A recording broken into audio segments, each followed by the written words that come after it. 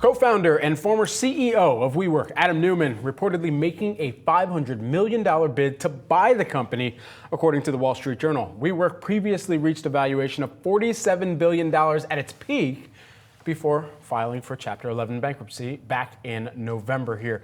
They're taking a look at the shares that trade over the counter right now, and they yesterday moved higher, and ultimately coming into the start of trade, we'll see exactly where it opens up at, but moved higher by about 216% on this news. Yeah, this report was interesting to me. One, the fact that he's offering $500 million, trying to buy back WeWork, not exactly a huge surprise given the fact that he has shown clearly continued interest in the company ever since he was ousted as CEO several years ago. But what struck me as interesting was in the letter that he sent to WeWork advisors saying that he was joining, now this is all according to a report from the Wall Street Journal, he was joining with Dan Loeb's Third Point hedge fund and other investors in exploring a bid for the company, yet Third Point commented back saying that they're not a part of the offer. So there's a lot of questions just surrounding this offer, who exactly is involved, how exactly he's going to get to that $500 million in funding. But WeWork, the path forward, obviously very murky, unclear. The company filed for Chapter 11 bankruptcy back in November, so several months ago. They say that they remain focused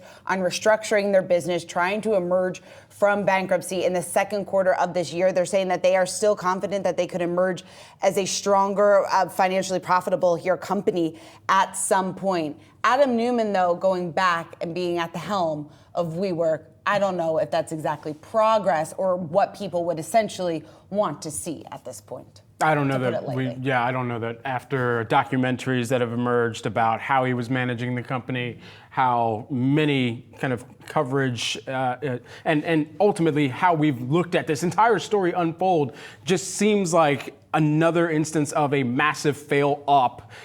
In the $350 million he was able to get in funding as well from Andreessen Horowitz later on for Flow, which was going to disrupt the real estate industry.